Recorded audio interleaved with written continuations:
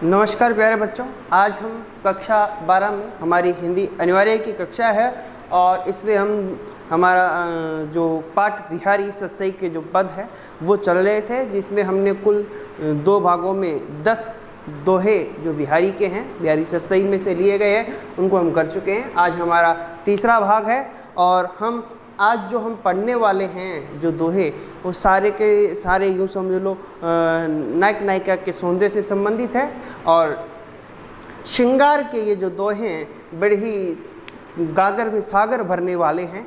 इनके भावों को समझने का आज हम प्रयास करते हैं। सबसे पहला, को छूट्यो इही जाल परी कत कुरंग अकुलात, ज्यों ज्यों सूरजी भजो चहत त्यों त्यों उर्जत जात। अब को छूट्यो, मैंने छूटने का मतलब छूटने से है, भागने से है। यही जाल, मैंने इस जाल से, परी मैंने पकड़कर, कत कुरंग अकुलात, कुरंग होता है हिरन और एक अर्थ लिया गया है मनुष्य का। यहाँ पर 2 अर्थों की हम बात करेंगे। अकुलात मैंने व्याकुल होना। ज्यों ज्यों सुलझी, जैसे जितना जितना या जैसे जैसे सुलझी मैंने सुलझा, भजो चैत भागना, भजो मैंने भागना चाहता है, त्यों त्यों उर्जत जात, वह उतना उतना ही क्या है, उलझता जाता है। प्यारे बच्चों, इस दोहे में कवि जो बिहारी जी हैं वो यहाँ पर 2 अर्थ देते हैं। सांसारिक मोह माया से ग्रस्त व्यक्ति जो मनुष्य है उसको समझाने के लिए पहला उदाहरण हिरण का दिया, हिरण का जाल में उलझने से है, और मनुष्य का इस सांसारिक मोह माया के जाल से उलझने से जो इससे ग्रस्त हो जाता है वो इसमें से बाहर नहीं निकल पाता है। ऐसी बात हमें यहाँ पर ये बताते हैं बिहारी जी। कहते हैं हिरण के माध्यम, सबसे पहला हिरण अर्थ लिया कि हे बावले हिरण, मोह माया से ग्रस्त है उस व्यक्ति को समझाते हिरण के माध्यम से। कह रहे हिरण, इस जाल में जो फंस जाता है, एक बार इस जाल में जो फंस जाता है उसे छूटो यही जाल, चाहे वह कितना ही छूटने का प्रयास करे परंतु वह जाल में जकड़ा जाता है, अच्छी तरह से पकड़ा जाता है। और तो अब क्यों व्याकुल हो रहा है, अब बेचैन होने का कोई फ़ायदा नहीं है। क्यों? क्योंकि जो जो सुलझी भजो चे, तो जितना जितना सुलझने का प्रयास करता है, हैं, जितना जितना इससे भागने का प्रयास करता है, कहते हैं त्यों त्यों उर्जत जा, तो तू उतना ही उतना इस जाल के अंदर क्या फंसता जाता है। कहने का मतलब अब तू इस जाल में फंस गया है, इस मोह माया के जाल में ग्रस्त होकर के अब तू प्रयास तो कर रहा है सुलझने का, परंतु वह सुलझता नहीं जा रहा है बल्कि तू उसमें उलझता ही जा रहा है। अन्योक्ति के अर्थ में जो दूसरा अर्थ मनुष्य को दिया, तब बिहारी कहते हैं अरे सांसारिक मोह माया से ग्रस्त है व्यक्ति, मेरे बावड़े मनुष्य, तू क्या इस संसार के जाल से छूटना चाहता है, को छूटे जाल से छूटने का प्रयास करता है, परंतु इस जाल को तूने स्वयं पकड़ा और इस जाल में पकड़े जाने पर, मतलब बंध जाने पर, इस जाल के अंदर आ जाने पर क्या है, अब तू बेचैन क्यों हो रहा है, अब तू इतना बेचैन व्याकुल क्यों है। जितना जितना तो इस संसारिक जाल से सुलझने का प्रयास करता है वह सुलझता नहीं है बल्कि तो इसमें और ज़्यादा जकड़ा जाता है, अर्थात और ज़्यादा ग्रस्त हो जाता है। जब व्यक्ति इस संसार के सुख साधनों में, भौतिक सुविधाओं के अंदर जब डूब जाता है तो वह बाहर निकलने का प्रयास करे तो भी नहीं निकल पाता। तब कहते हैं कि जो व्यक्ति इस जाल में फंसा हुआ है वह इसमें फंसा ही रहता है और इस फंसे रह कर के ही अपने जीवन को क्या कर देता है, बलिदान कर जाता है, इसी जाल में ही अपने जीवन को व्यर्थ नष्ट कर जाता है। तो ऐसे व्यक्तियों का, ऐसे मनुष्यों का जो है जीवन, जो उस परमात्मा की लगन में लगना चाहिए था वो लग नहीं पाता और संसार के बंधन में ही वह हमेशा जकड़ा रहता है। यहाँ पर 2 अर्थ हमने देखे हैं अन्योक्ति के अर्थ में। अब है 12 नंबर, बत्रस लालच लाल की मुरली धरी लुकाई, सोह करे बोहनु से देन कहीं नटी जाई। बत्रस होता है बातों के आनंद के लिए, लालच मैंने लालच करना है, बातों का आनंद लेना है। लाल यहाँ पर श्री कृष्ण के लिए है कि धरी, मुरली धरी लुकाई, मुरली धरी लुकाई मैंने मुरली को क्या कर लिया, छिपा लिया गया।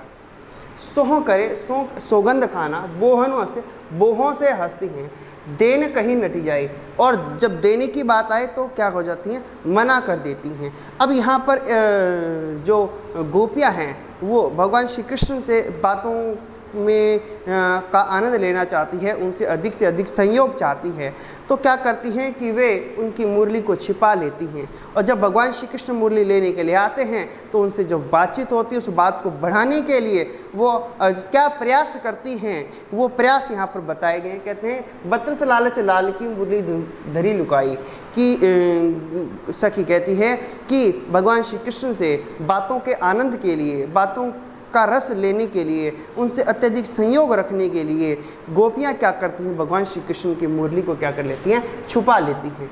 जब श्री कृष्ण को पता चलता है कि इन गोपियों के पास में मेरी मुरली है, तब वो उनके पास जाते हैं तो उनसे मुरली की मांग करते हैं। तब गोपियाँ कहती हैं सोहू करे, सौगंध खाती हैं कि हमने मुरली नहीं ली, सौगंध खाती हैं कि हमने मुरली नहीं ली, बोलूँ से। परंतु जब श्री कृष्ण जाने को होते हैं तब अपने बोहों के इशारों से क्या है, वे हंसने लगती हैं।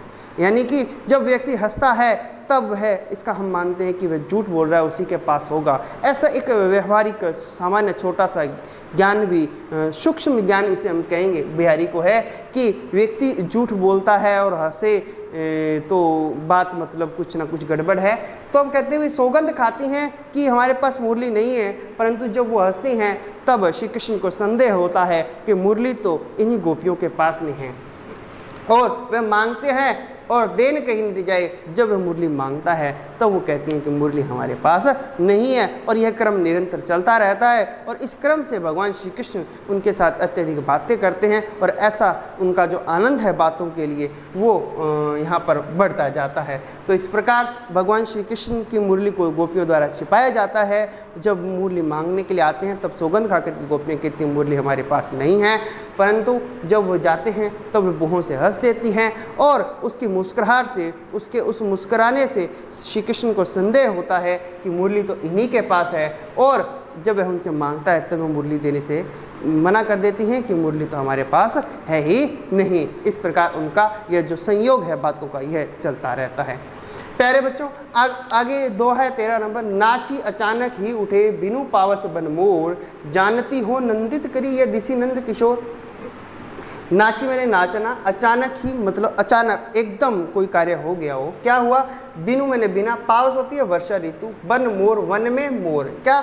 बिना वर्षा ऋतु के ही वन में मोरों का अचानक नाचना। जानती हो मैंने जानना जाता है, जानना। नंदित करे मैंने आनंदित करते हैं। यह दिशी मैंने यह दिशा। नंद किशोर मैंने भगवान श्री कृष्ण। यहाँ पर भगवान श्री कृष्ण का एक नाम घनश्याम होता है। उस घनश्याम नाम की सार्थकता को सिद्ध करते हुए गोपी कहती है कि जो उनकी सखी है वो सखी वीर वेदना में पीड़ित है, और उसको सुख पहुँचाने के लिए एक सखी कहती है क्या कि ए सखी देखो गोपी, क्या कि अचानक ही इस दिशा में देखो ये जो मोर है वो क्यों नाचने लग गए हैं। कहीं ऐसा तो नहीं लग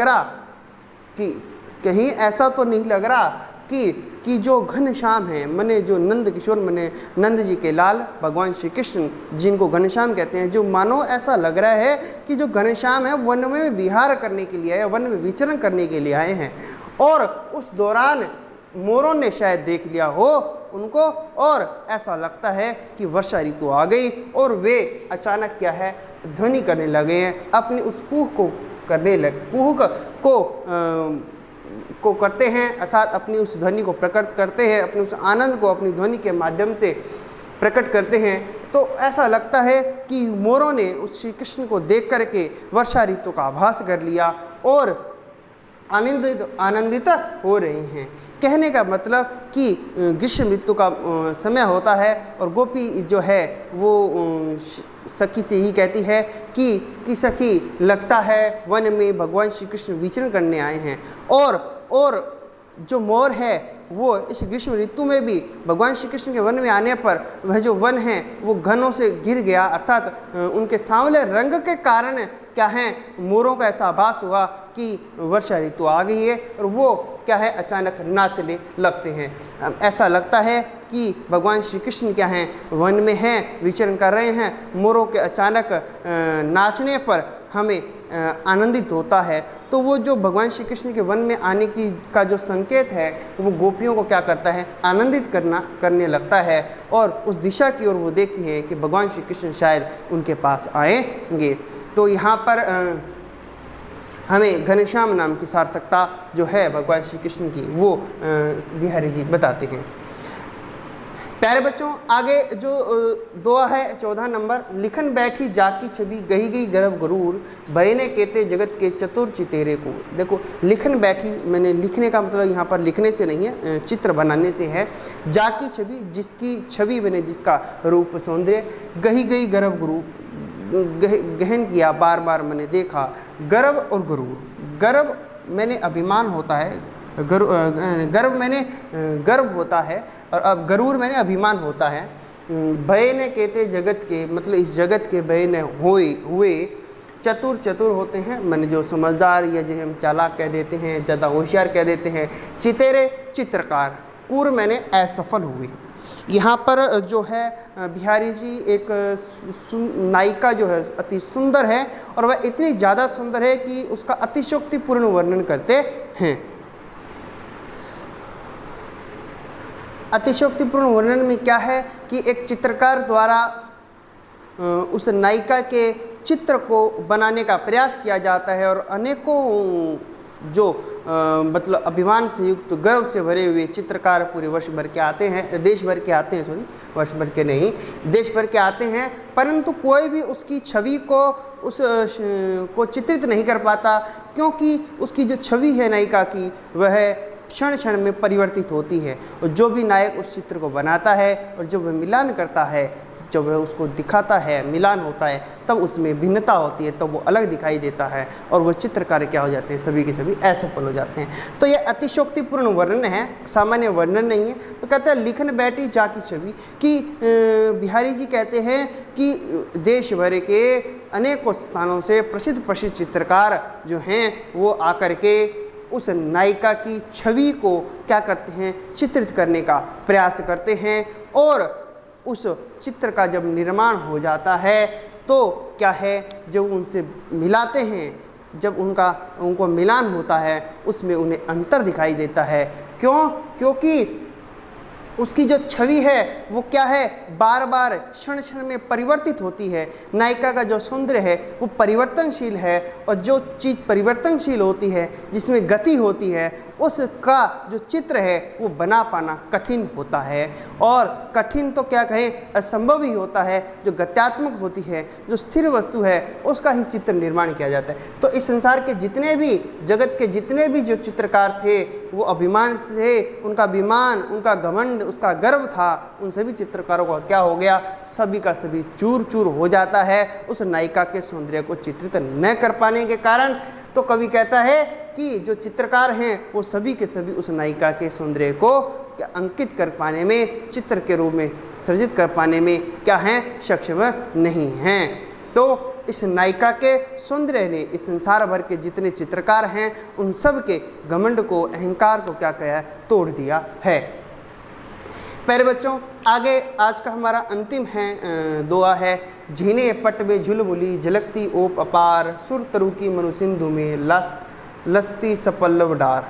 अब झीने पट होता है बिल्कुल महीन वस्त्र, पट मैंने वस्त्र, झुलमुली एक आभूषण है जो कि कान में पहना जाता है, झलकती मैंने झलकना है, चमकना है, ओप अपार उसकी जो शोभा है, उसका जो आकर्षण है, अपार मैंने उसका वर्णन नहीं किया जा सकता। सुर तरु होता है, कल्प वृक्ष होता है, कि मनु मैंने मानो, सिंधु मैंने सागर समुद्र है, में लसती मैंने शोभित होती है, सब पल्लव मैंने पत्तों से युक्त, डार मैंने डाली। यहाँ पर जो कवि बिहारी का जो अतिशयोक्तिपूर्ण वर्णन भी है और सामान्य वर्णन नहीं है, बल्कि यह थोड़ा गहन वर्णन है, गागर में सागर जिसे हम कहते हैं, वो यहाँ पर हमें दिखता है। क्या कि झीने पट में झुलमुली झलकती ओप अपार। यहाँ पर एक नायिका जो है उसका जो कान में जो एक आभूषण पहना हुआ है झुलमुली नाम का, उस आभूषण का वर्णन सखी करती हुई कहती है कि नायिका के महीन वस्त्रों के माध्यम से कानों में पहने हुए उस झुलमुली नामक आभूषण की जो चमक है वो ऐसी लगती है मानो कि सागर में कल्प वृक्ष की पल्लवों से युक्त शोभित जो डाली है वो दिखाई देती है। कल्प वृक्ष माने जो हमारी सभी इच्छाओं को पूर्ण कर दे, ऐसा जो वृक्ष है उसको हम कल्प वृक्ष कहते हैं, जो स्वर्ग में है। ऐसा माना जाता है। तो वो जो कल्पवृक्ष है उसकी जो पत्तों से युक्त डाली है वो समुद्र में उसका प्रतिबिंब दिखाई देता है।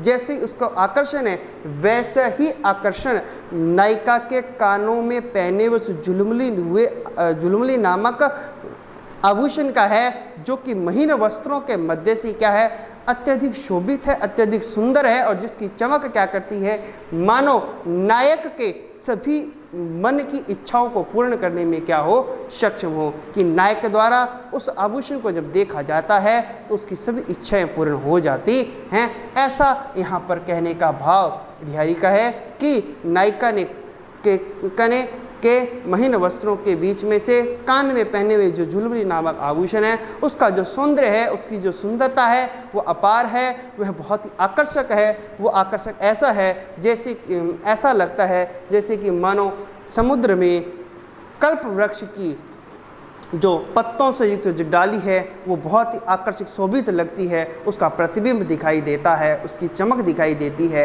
ऐसा प्रतीत होता है। तो यह सामान्य वर्णन नहीं है, सामान्य व्यक्तियों के समझ आने वाला वर्णन नहीं है, बल्कि इसका अर्थ गहनता से ही बिहारी ने यहाँ पर समझाने का हमें प्रयास किया है।